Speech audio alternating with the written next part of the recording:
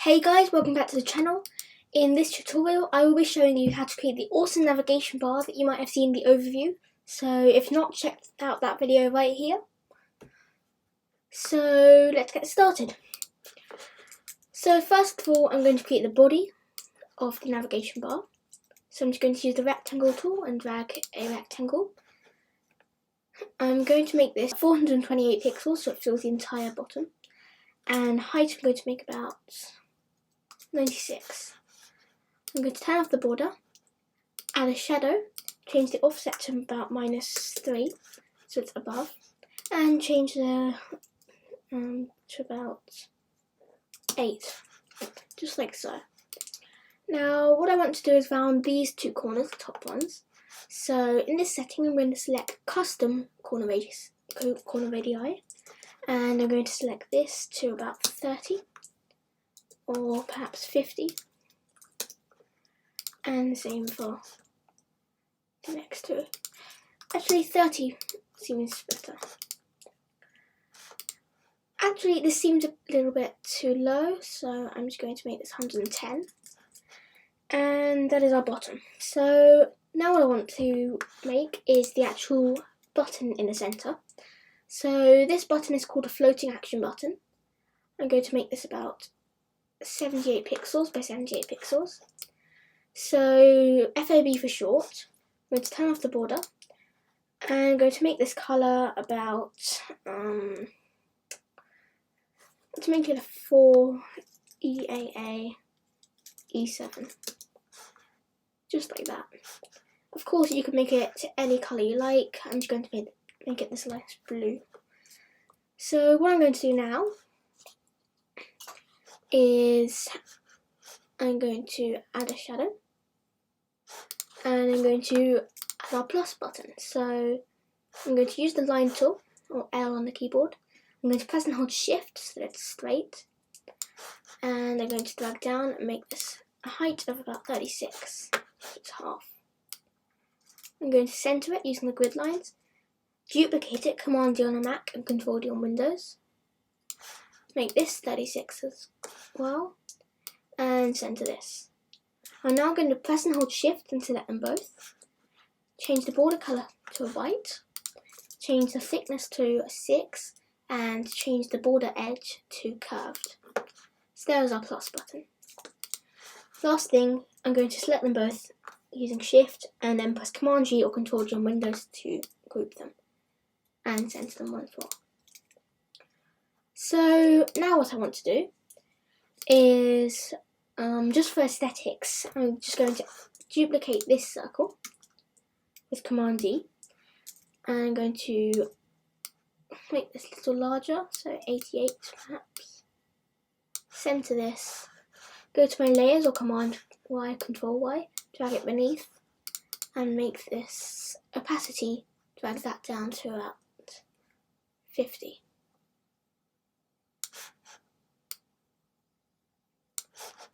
Or 40. So that's looking good. In fact, I might just make this outer one 90 by 90, just to make it a little bigger, or 92. And that's looking good. So what I want to do now is make this a component. So I'm going to select this plus button and select the circle, and I'm going to press Command K or Control K on a Windows, or I can right click and press Make Component, just like so. So now we've got this component, I'm going to press plus in this section, so you make sure you have it selected, and then press plus and press hover state. And I'm going to rename this to active. This is when our button has been toggled. And in this active state, so I'm going to basically drag this plus button and rotate it by pressing and holding shift, and rotate 90 degrees. As you can see, in our component we have a default state and we have our active.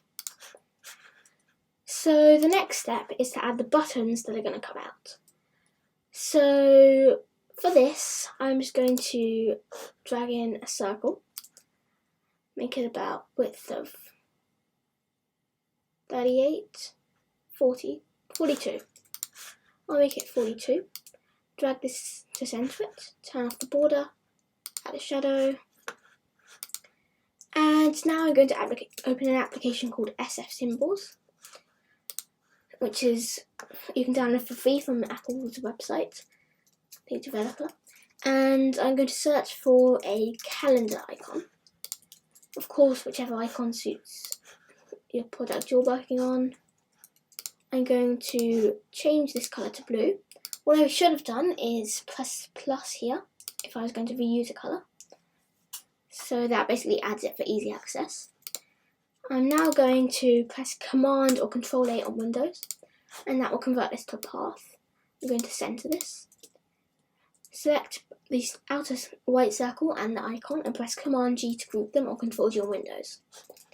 I'm now going to duplicate this once more, and instead of a calendar, I'm going to go back to my SF Symbols and search for camera. And so I'm going to select this.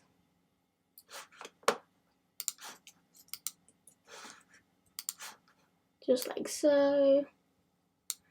Press Command 8, center it, select the group, and as you can see, these are already grouped now. And now I'm going to just duplicate this once more. In fact, let me just rename this to camera, calendar. I'm also going to rename this component to FAB, which is floating action button. This to outer circle, and this to base. So this is just for like, so it's of course optional. It's just to clean up this a little bit, make it less messy. And this one I'm going to say dark mode. And for this, I'm just going to copy and paste one of the icons, which from the source file, which you can find linked in the description below, so check that out.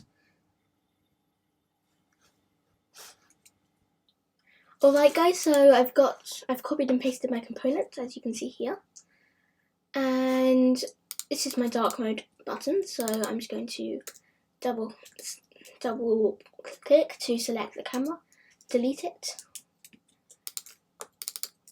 And I'm going to drag my dark mode icon and center it. Command G or Control G to group them. So as you can see, I can just take this out and rename this to dark mode. So now we have our 4 icons, or 3 rather.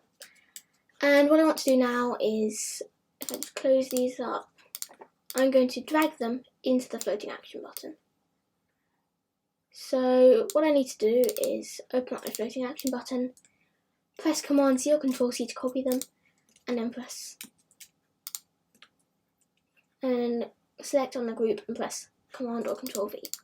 Now I can delete these ones outside, and I'm going to drag these beneath the ellipse so that they are now hidden behind my button. I'm also going to just rename this to plus icon, just like so. So as you can see, they're already in our active state. So what I'm going to do now is I'm going to go to our active state, I'm going to go to our active state, and I'm basically just going to double click, select this circle, and just really move this for now. And the same for our icon. What I'm going to do now is I'm going to select the dark mode. I'm going to press and hold shift and use the arrow keys. So I'm going to move it up. So I'm going to move it up by 80 pixels, right by 70 pixels, or maybe 80 pixels again. For the camera one,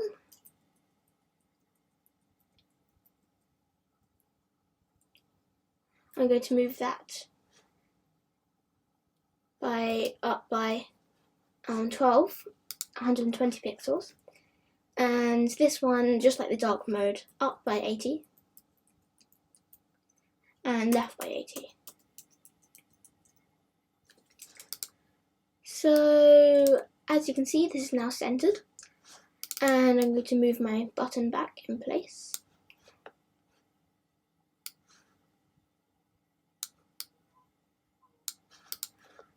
And these seem a bit too far possibly, so I might just move these in and also make them a little bit bigger. Actually, I think their size is okay, so I'll just move them in. So these two I'm going to move in by 1 and down by 1, so by 10 pixels each way, and this I'll just move down by 10 pixels.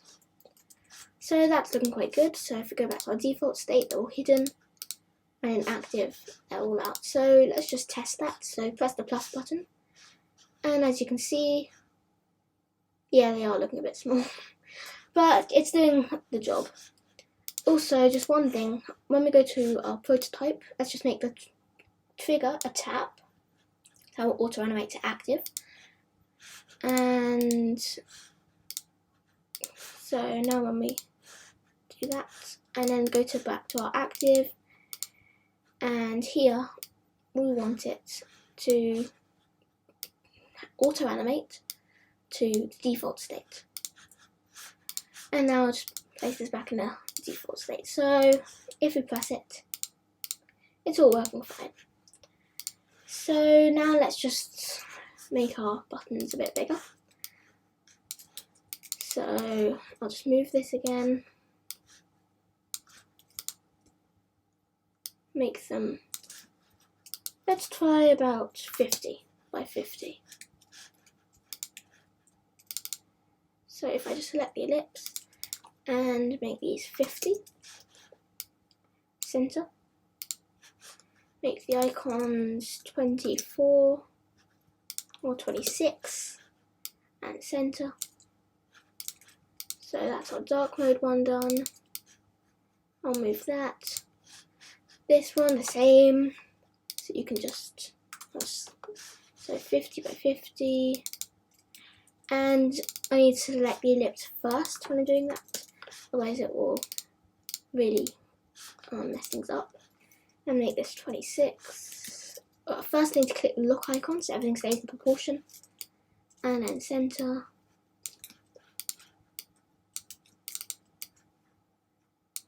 And then the final one, double click to select the ellipse, change this to 50, center, and then press lock to keep it in proportion. And this one's smaller than the rest, so I'll change it to about 24 and center. So now I can move these back, just like so. And now if we go to our active state, they've already got bigger. They're just slightly in the wrong proportion, so I'll just move this up a little bit to about 48 from the ellipse down, or 56 seems good. So now if we try it, we can see that that's working much better.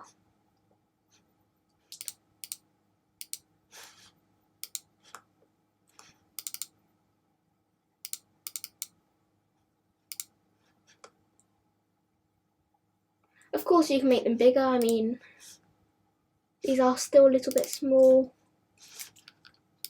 perhaps 64 in fact. But it's all down to choice. I'll just make them bigger.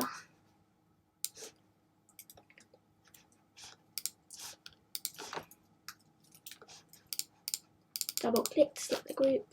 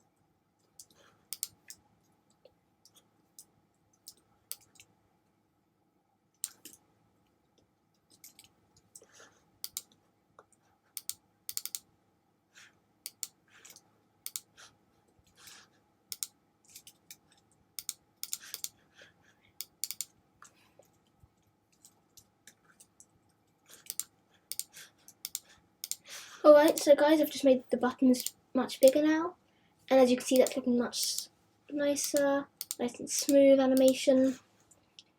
So now the final step is really just to add, well, there's two main steps left. So first of all, let me just move that to the bottom. So firstly, I'm just going to add the icons here. So guys, I've just copied and pasted these icons. As you can see, they're a little bit small, so I'll just enlarge them and center them.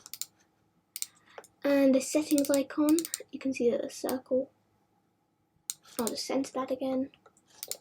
So these are our icons.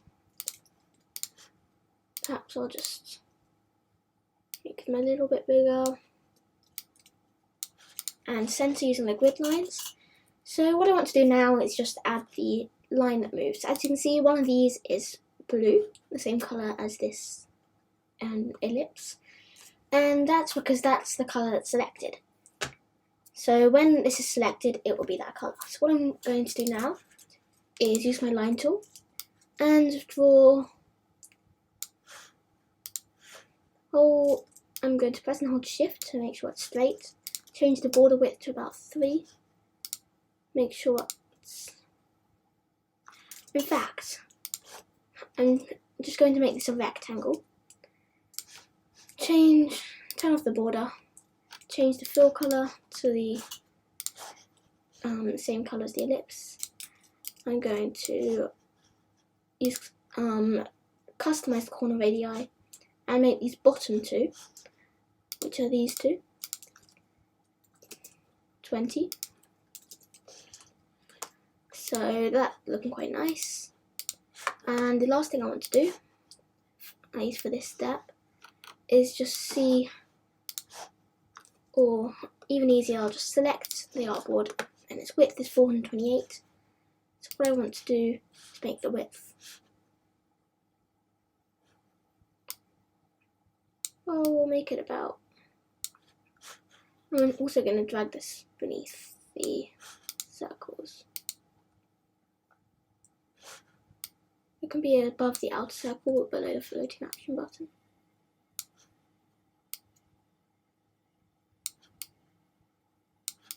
Just like so.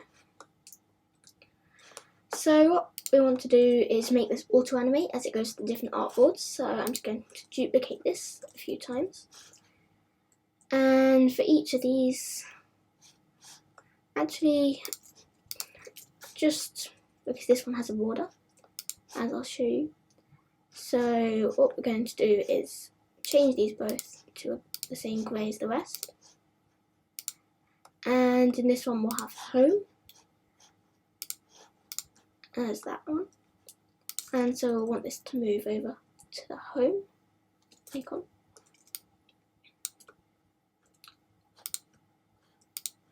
And perhaps make that a little bit. I'm just going to align these. Alright, so this is width of 65, so I'm just going to make the same over here. And I'm going to align these using this tool, just like so. Move these in a little bit. And I'm just going to duplicate this artboard 2 more times. I'm going to move this over to the settings. It's already aligned. I'm going to change this colour to the blue over here. Do the same, make that grey. And finally, the profile will become blue. I'll use the grid lines to align it.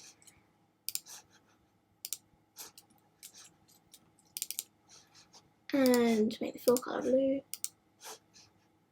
And this border grey. So now, if we go into the prototype, we can say that once that is clicked, go over here, auto animate, we'll make that about 4 seconds. Let's just see how that looks. Just like so. Some of these icons, in fact, we'll have to do this again. It seems some of the icons have sort of relocated themselves. So I'm just going to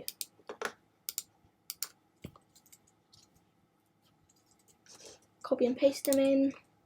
We'll have to colour them in again. So I'll just make this one blue, this one grey,